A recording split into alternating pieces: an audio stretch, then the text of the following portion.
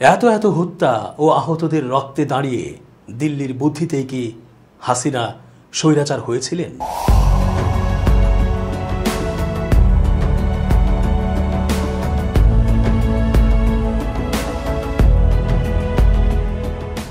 আসসালামু আলাইকুম প্রিয় দর্শক, সবার সুন্দর জীবন কামনায় শুরু করছি আজকের বিশ্লেষণ। চেঞ্জ টিভির আন্তর্জাতিক চোখ অনুষ্ঠানে আমি এস.জে. রতন স্বাগত জানাচ্ছি আপনাদের সকলকে। সাথে থাকুন পুরো আলোচনা জুড়ে।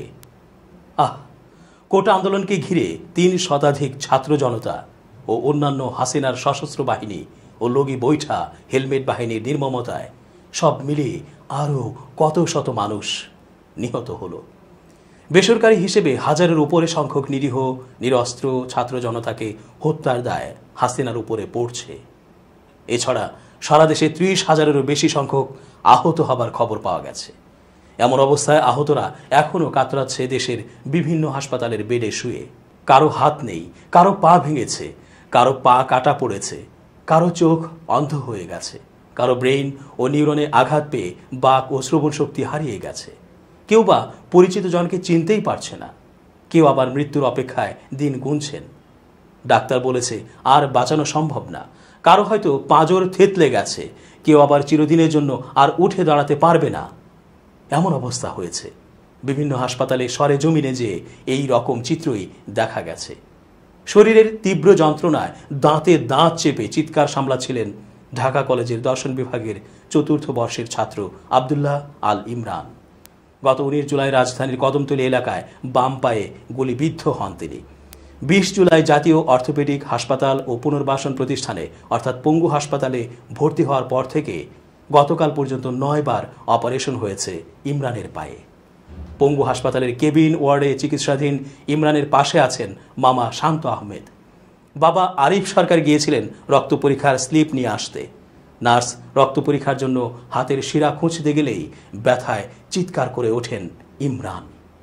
বারবার বলতে থাকেন, ম্যাম আপনি রক্ত নেন, আমার হাতে না পায়ে ভীষণ ব্যথা, দেখেন তো আমার পা ঠিকভাবে রাখা আছে নাকি। শান্ত আহমেদ বলেন, গতকাল সারা রাত ব্যথায় চিৎকার করেছে ইমরান। 2 চোখের পাতা এক করেনি। ওর পায়ে 6 ইঞ্চি বুলেট ঢুকে বিস্ফোরিত হয়ে যাওয়ায় হাঁটুর নিচ থেকে গোড়ালি পর্যন্ত হাড় গুঁড়ো হয়ে গেছে। এ পর্যন্ত 9 বার ওর পায়ে অপারেশন করেছেন চিকিৎসকরা, কিন্তু নিচে ওয়ার্ডে থাকাকালীন ক্ষতস্থানে ইনফেকশন হয়েছে। এখনও 3টা আঙুল নাড়াতে পারায় চিকিৎসকরা চেষ্টা করছেন পা যেন কাটতে না হয়। পরিবারের বিষয়ে জানতে চাইলে শান্ত বলেন, ব্রাহ্মণবাড়িয়ার নবীনগরে নিজের এলাকাতেই সিএনজি চালিত অটোরিকশা চালান ইমরানের বাবা আরিফ সরকার। 3 ভাই বোনের মধ্যে ইমরানই বড়। পুরো সুস্থ হয়ে উঠলেও অনেক সময় লাগবে বলে আমাদের জানিয়েছেন চিকিৎসকরা। জাতীয় অর্থোপেডিক হাসপাতালে 15 জুলাই থেকে এ পর্যন্ত 637 জন চিকিৎসা নিয়েছেন। এদের মধ্যে 386 জন গুলিবিদ্ধ। জুলাইয়ের শুরুতে আহত হয়েছেন এমন রোগীও চিকিৎসাধীন রয়েছেন এ হাসপাতালে। এই সহিংসতায় আহত হয়ে পঙ্গু হাসপাতালে অর্থাৎ নিটোরে ভর্তি রোগীদের সহায়তা করছেন শিক্ষার্থীরা। নিটোর হাসপাতালের সমন্বয়ক নর্থ সাউথ বিশ্ববিদ্যালয়ের শিক্ষার্থী সুহানা ইসলাম বলেন, বর্তমানে হাসপাতালে চিকিৎসাধীন রয়েছে 122 জন। প্রতিদিনই কেউ ছাড়া পাচ্ছেন, আবার ঢাকার বাইরে থেকে নতুন রোগীও আসছে। আমরা রোগীর স্বজনদের তথ্য এবং কোনো ওষুধ কিনতে হলে বা টেস্ট করাতে হলে সে খরচ দেওয়ার চেষ্টা করছি। কিছু হৃদয়বান মানুষ আহতদের পাশে দাঁড়ানোর জন্য আর্থিক সহযোগিতা করছেন। আরও অনেকের সহযোগিতা পেলে এ রোগীদের সেবা নিশ্চিত করা সহজ হবে।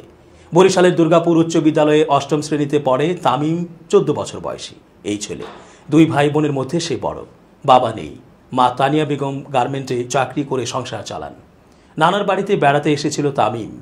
গত 5 জুলাই মিরপুর 2 এলাকায় সংঘর্ষে গুলি লাগে তামিমের ডান পায়ে। পঙ্গু হাসপাতালের ক্যাজুয়ালিটি 2 ওয়ার্ডে বিছানায় হেলান দিয়ে বসেছিল তামিম। বালিশের ওপরে রাখা ব্যান্ডেজ, জড়ানো পা।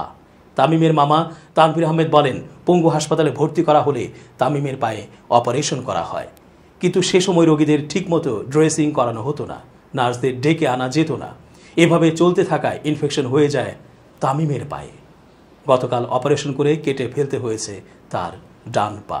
এই দৌড়ে বেড়ানোর বয়সে ছেলেটা পঙ্গু হয়ে গেল। ওর মা সারাদিন কান্নাকাটি করছেন, ওর ভবিষ্যৎ কি হবে। একই ওয়ার্ডে তামিমের এক বেড পরেই ভর্তি রয়েছেন আতিকুল ইসলাম, যার বয়স 19।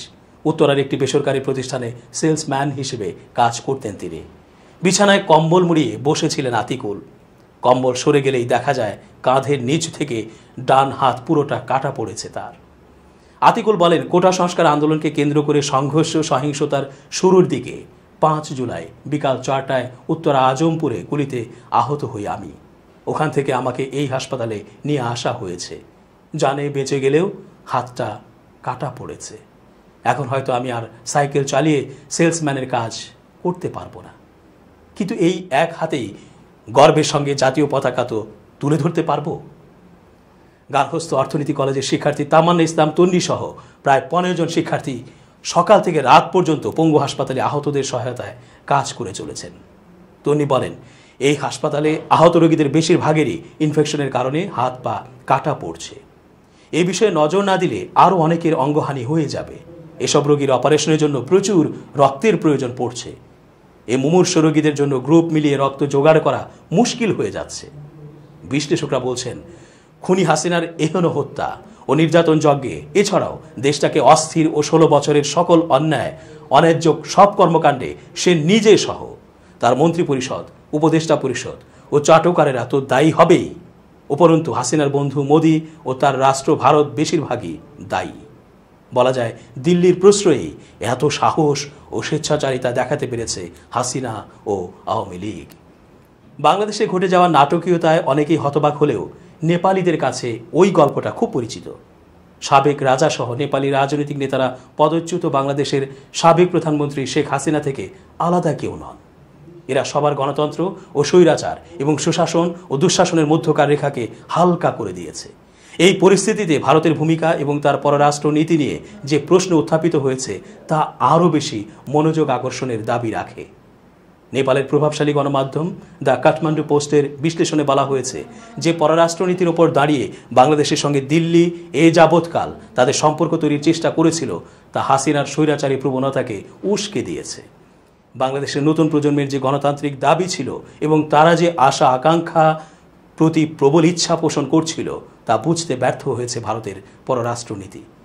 বাংলাদেশের অবস্থান এবং কৌশলগত গুরুত্বের কারণে ভারতের একাধিক উদ্বেগ ও নিরাপত্তার বাধ্যকতা ছিল, যার সুযোগে হাসিনা হয়ে ওঠেন ভারতের ঘনিষ্ঠ মিত্র। দিল্লির সঙ্গে তার ঐতিহাসিক এবং ব্যক্তিগত সম্পর্কের কারণে দেশটির প্রতি সহানুভূতি প্রকাশ করা তাদের পক্ষে সহজ ছিল। হাসিনা এবং তার দল আওয়ামী লীগের প্রতি ভারতের সমর্থনের কারণ হচ্ছে দিল্লির কৌশলগত ও অর্থনৈতিক স্বার্থ রক্ষায় কাজ করেছে সদ্য ক্ষমতাচ্যুত হওয়া হাসিনার সরকার। এবছর জানুয়ারি নির্বাচনে হাসিনা এবং তার দলের প্রতি ভারতের প্রকাশ্য পক্ষপাতিত্ব স্পষ্টভাবে বাংলাদেশের জনগণের কাছে ধরা পড়ে। ভারতের আধিপত্যের বিরোধী দলগুলোকে নানাভাবে বুঝিয়েও আওয়ামী লীগ সরকার তাদের নির্বাচনে অংশগ্রহণ নিশ্চিত করতে পারেনি। বাংলাদেশের বৃহত্তর নাগরিক সমাজের ইচ্ছার বিরুদ্ধে নির্বাচন বাস্তবায়নে আওয়ামী লীগের প্রচেষ্টাকে সমর্থন করেছে ভারত, যার ফল খুব একটা ভালো হয়নি। নির্বাচনে ভোটারদের উপস্থিতি ছিল না বললেই চলে। এছাড়া নির্বাচনে ব্যাপক অনিয়ম এবং কারচুপির খবর পাওয়া গেছে। যুক্তরাষ্ট্রের মতো পশ্চিমা দেশগুলো নির্বাচনের বৈধতা নিয়ে উদ্বেগ প্রকাশ করলেও ভারত ওই নির্বাচনের ফলাফলের বৈধতা দিয়ে হাসিনার পক্ষে সহায়ক ভূমিকা পালন করেছিল। এভাবে হাসিনার অন্যায় এবং জোরপূর্বক ক্ষমতায় পিষ্ট হওয়াকে সমর্থন করার কারণে বাংলাদেশের জনগণের মধ্যে ভারত বিরোধিতা প্রবল আকার ধারণ করেছে।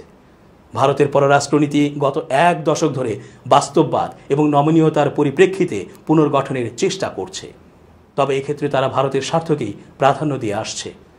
ভারতের পররাষ্ট্রমন্ত্রী এস জয়শঙ্কর তার বই দ্য ইন্ডিয়া ওয়েতে কৃষ্ণের পছন্দ ধারণাটিকে সমান্তরাল বলে ব্যাখ্যা করার চেষ্টা করেছেন। এর অর্থ হল সামষ্টিক ধার্মিকতার পরিবর্তে ধর্মকে স্বার্থসিদ্ধ হিসেবে ব্যবহার করা। এই ধরনের পররাষ্ট্রনীতি দক্ষিণ এশিয়ায় ভারত বিরোধিতাকে ক্রমান্বয়ে উস্কে দিচ্ছে। জয়শঙ্করের দর্শন অনুসারে ভারতের জনপ্রিয় হওয়ার প্রয়োজন নেই, তারা কেবল তাদের স্বার্থ সুরক্ষিত করতে চায়। তবে এসব চিন্তাধারার বিপক্ষে দক্ষিণ এশিয়াতে ভারত বিরোধিতা প্রকট হচ্ছে। এক্ষেত্রে যদি ভারত দক্ষিণ এশিয়া এবং তার বাইরে একটি আঞ্চলিক শক্তি হিসেবে নেতৃত্বের দাবি করতে চায়, বৈশ্বিকভাবে নিজেদের অবস্থান আরও শক্ত করতে চায় বা এই অঞ্চলে স্থিতিশীলতা বজায় রাখতে চায়, তাহলে দিল্লিকে অবশ্যই তাদের পররাষ্ট্রনীতির স্তম্ভ হিসেবে গণতন্ত্রকে গ্রহণ করতে হবে। বৈদেশিক নীতির ক্ষেত্রে অবশ্যই প্রতিবেশী দেশগুলোর বৃহত্তর স্বার্থ, বিশেষ করে গণতন্ত্র এবং অর্থনৈতিক উন্নয়নের সঙ্গে সামঞ্জস্যপূর্ণ হতে হবে। রাজনীতি বিশেষজ্ঞরা বলছেন, হাসিনার দুঃশাসনে সে নিজে সহ পুরো আওয়ামী লীগ ও তাদের পিতার সম্মানের যেমন কলঙ্কজনক পতন হয়েছে, একইভাবে চোরে চোরে মাসতুতো ভাই হবার কারণে মোদিকেও পলায়নের জন্য কেবল সময়ের অপেক্ষা করতে হবে মাত্র। বাকিটা ইতিহাসই চোখে আঙুল দিয়ে দেখিয়ে দেবে, বুঝে নেবে 16 আনা কড়াই গন্ডায়। দর্শক, আজকের মতো শেষ করছি এখানেই। নিরাপদে থাকুন, যেখানেই অসঙ্গতি দেখবেন কথা বলে উঠুন। সবার মঙ্গল কামনায় বিদায়।